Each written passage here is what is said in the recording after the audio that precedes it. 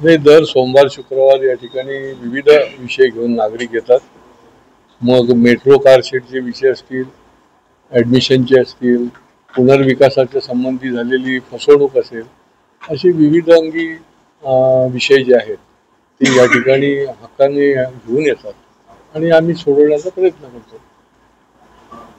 मेट्रोचा जो कारशेडचा विषय आहे तो अतिशय गहन आहे, त्यातील नागरिकांचा त्याला विरोध आहे. कसं फक्त आपण मोगरपाडा हा जो भाग आहे, या भागामधले जे शेतकरी आहेत त्यांचा विरोध डेव्हलपमेंटला नाही, परंतु त्यांच्याकडे जी त्या ठिकाणी ते वर्षानुवर्षे शेती करतायत, तर त्याचं त्यांना काय परतावा देणार, काय मोबदला देणार, याच्याकरता ही शेतकरी जे आहेत ते त्रस्त आहेत. आत्ताच 4 दिवसापूर्वी माझ्याकडे 250-300 महिला पुरुष सगळे शेतकरी भूमिपुत्र जे आहेत यांनी माझ्याकडे धाव घेतली होती आणि त्यांनी त्यांचं जे दुखणं आहे, त्यांची जी मागणी आहे, त्यांनी सांगितलं की आम्हाला कारशेड नको असं आमचं अजिबात म्हणणं नाही, परंतु आम्हाला न्यायाने त्याचा मोबदला पण मिळाला पाहिजे. आणि जे आपण सह्याद्री वर जी बैठक झाली त्या बैठकीमध्ये जे ठरलं त्या अनुषंगाने आम्हाला मिळालं पाहिजे, एवढीच त्यांची रास्त आणि किमान मागणी आहे.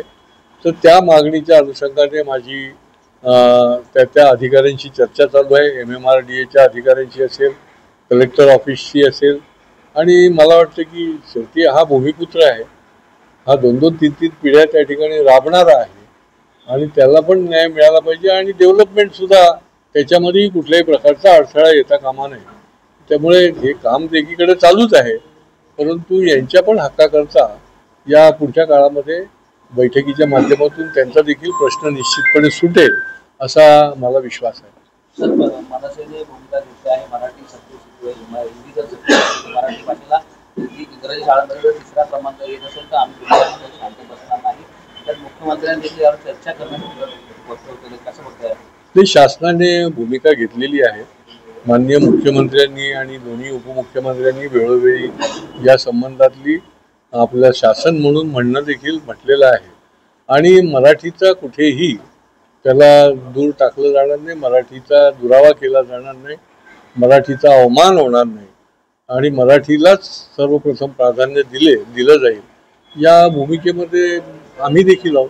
त्याच्यामुळे मला वाटत नाही की मराठीला कुठे डावलण्याचा प्रश्न या महाराष्ट्रामध्ये हे आमचं कर्तृत्ववान सरकार असताना होईल असं कुठेही मला वाटत नाही. सर, वारीमुळे रस्ता जाम होतो, मात्र आम्ही नमाज पडत असताना लोक तक्रारी करतात, यामुळे अशा वक्तव्य यामुळे समाजामध्ये अबू आझमीला पहिले अटक केली पाहिजे. खरं तर अधिवेशन जवळ आलं की काही ना काहीतरी वादग्रस्त स्टेटमेंट द्यायची.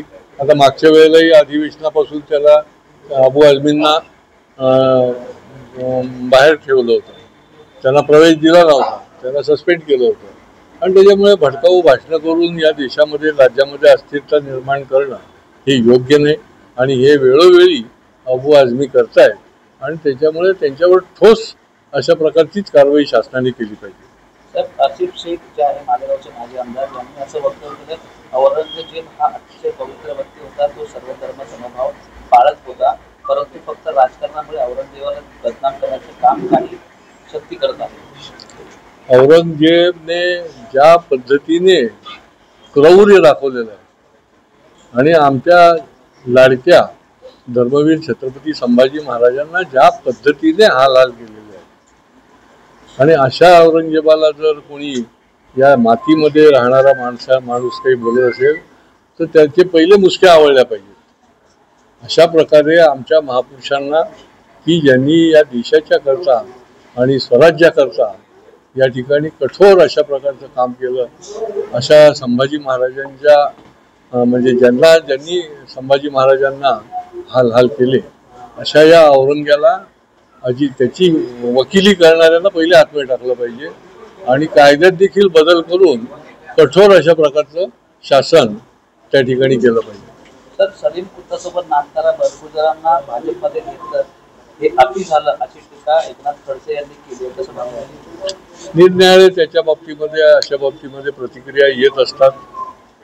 शेवटी साधक बाधक विचार करून आणि त्या ठिकाणची एकूणच बॅकग्राऊंड बघूनच पक्ष विचार करत असतो आणि पक्ष प्रवेश देत असतो आणि त्याच्यामुळे प्रतिक्रिया काही येतच राहतील. मग ते खडसेंची प्रतिक्रिया असो किंवा विविध आमच्या विरोधकांची प्रतिक्रिया असो.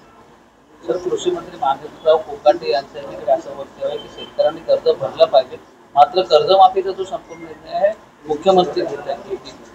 त्यावर मी काय बोलू शकतो? की माननीय मुख्यमंत्र्यांनी तर सांगितलेलंच आहे आणि शेतकऱ्यांच्या बाबतीमध्ये सरकार केंद्र असो राज्य सरकार इतकं संवेदनशील आहे, इतकं संवेदनशील आहे की विविध प्रकारच्या योजना आणि विविध प्रकारच्या त्या ठिकाणी त्यांच्या हिताच्या योजना सरकार आणते आहे. आणि तसंच कर्जमाफीचं देखील माननीय मुख्यमंत्र्यांनी हे देखील सांगितलेलं आहे की योग्य वेळेला आपल्याला आम्ही कर्जमाफीच्या दिशेने देखील निश्चितपणे ठोस अशा प्रकारचं पाऊल टाकणार आहोत. सर, मंत्रिपद न मिळाल्यामुळे उभाट्या गटाचे भास्कर जाधव जे आहेत ते नाराज झाले आहेत. आम्ही स्वतः राजकारणातून निवडणूक केल्याची सुद्धा संकेत त्यांनी दिलेले, कसं बघतोय? तर ते त्यांनाच विचारायला पाहिजे.